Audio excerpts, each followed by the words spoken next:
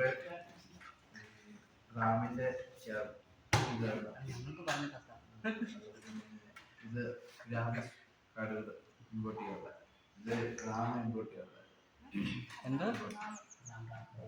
പിന്നെ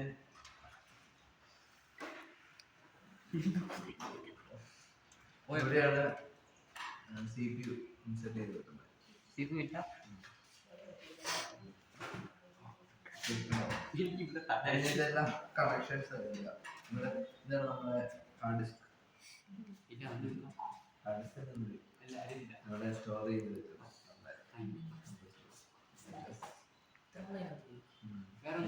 ഇതിനെ കുറിച്ച് ഡീറ്റെയിൽ ആയിട്ട് പവർ സപ്ലൈ നമുക്കിപ്പോ നമ്മുടെ സ്വിച്ച് ബോർഡ് വരുന്നത് AC ആണ്, ഓട്ടോമാറ്റിക് ആണ്. അതിന്റെ എന്ന് പറഞ്ഞാൽ 24 വോൾട്ടാണ്.